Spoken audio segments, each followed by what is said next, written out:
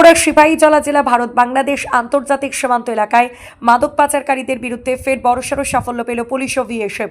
গোপন সূত্রে খবরের ভিত্তিতে সিপাহীজলা জেলার সোনামুড়া থানা এবং বিএসএফের 81 ব্যাটালিয়নের জওয়ানরা যৌথভাবে অভিযানটি চালায়। অভিযানটি চালানো হয় সোনামুড়া থানার অন্তর্গত ইউএনসি নগর 2 নম্বর ওয়ার্ডের আইভি সীমান্ত সংলগ্ন এলাকায়। পুলিশ এবং বিএসএফ যৌথ বাহিনীর গাড়ি আসতে দেখে এলাকা থেকে চম্পট দেওয়ার চেষ্টা করে এক বাইক চালক।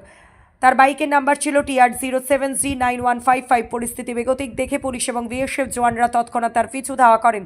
বাহিনীর তারা খেয়ে ভয় পেয়ে মাদক পাচারকারী নিজের বাইক এবং সঙ্গে থাকা একটি প্লাস্টিকের ব্যাগ ফেলে রেখে ঘটনাস্থল থেকে পালিয়ে যায়। পরবর্তীতে ফেলে যাওয়া প্লাস্টিকের ব্যাগটি তল্লাশি করে উদ্ধার হয় 25 বোতল নিষিদ্ধ মাদক এসকফ সিরাপ। সোনামুড়া থানার ওসি তাপস দাস সংবাদ মাধ্যমকে জানিয়েছেন, পলাতক অভিযুক্ত মাদক পাচারকারীর বিরুদ্ধে এনডিপিএস আইনে নির্দিষ্ট ধারায় মামলা রুজু করা হয়েছে। বাজেয়াপ্ত করা হয়েছে পাচারে ব্যবহৃত বাইকটি। পলাতক অভিযুক্তকে গ্রেফতার করার জন্য ইতিমধ্যেই পুলিশ চারদিকে জোর তল্লাশি শুরু করেছে। ত্রিপুরা থেকে Bikram Karmakari report, crime press Bengal news. আজকে আমরা সোনামুড়া থানা এবং আমাদের যে T1 ব্যাটালিয়ন বিএসএফ আছে, আমরা জয়েন্টলি একটা অ্যাম্বুশ অপারেশন করি। এটা আমাদের সোনামুড়া থানার অন্তর্গত ইউএনসি নগর যে ওয়ার্ড নাম্বার 2 ইন্দু বাংলা বর্ডার ফেন্সিং এর পাশেই। তো যেখানে খবর ছিল যে যে ওই এলাকারই একজন ড্রাগস স্মাগলার, উনি ওনার বাইকে করে অনেকগুলা নিষিদ্ধ এসকপের বোতল নিয়ে আসছে এবং এগুলি বাংলাদেশের মানে ফেন্সিং এর ওই পারে পাচার করে দেবে। তো এই খবর পাওয়া মাত্রই আমরা একটা অ্যাম্বুশ বসি ওই এলাকাতেই। তো যদিও ওই যে ড্রাগ পেডলার আমাদের পুলিশ গাড়ি এবং বিএসএফ এর গাড়ি দেখেই মানে ও থেমে যায় এবং আমরা ওকে চেস করলে যদিও সে পালিয়ে যেতে সক্ষম হয়, কিন্তু ওনার যে বাইকটি ফেলে যায় এবং সঙ্গে একটা ব্যাগ রেখে যায় যেটার মধ্যে এসকপ বোতল ছিল।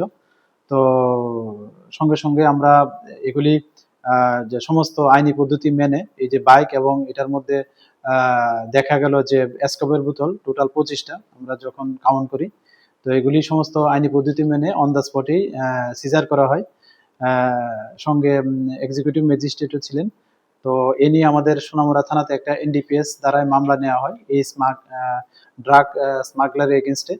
আর আমরা দেখছি যে এটার সঙ্গে আরো কে যুক্ত আছে। তো যাদেরই আমরা আরো যুক্ত থাকার প্রমাণ পাওয়া যাবে, আমরা তাদের এগেনস্টেও যা লফুল অ্যাকশন নেওয়ার আমরা নেব। আর এটা মানে 100% যে উনি এটা বাংলাদেশে পাচারের উদ্দেশ্যেই মানে ওইখানে এনেছিলেন যে ড্রাগ স্মাগলার, কারণ আমরা আরো এ নিয়ে 2 দিন অ্যাম্বুশ বসেছিলাম। যদিও উনি পালিয়ে যেতে সক্ষম হয়ে যায় 2বারই, আর 3য়বারে আমাদের সাকসেস এসেছে। তো আমরা দেখছি এটার পেছনে আরো কারা যুক্ত আছে এবং যারাই যুক্ত থাকবেন আমরা অবশ্যই তাদের এগেনস্টে লফুল অ্যাকশন নেব। Thank you.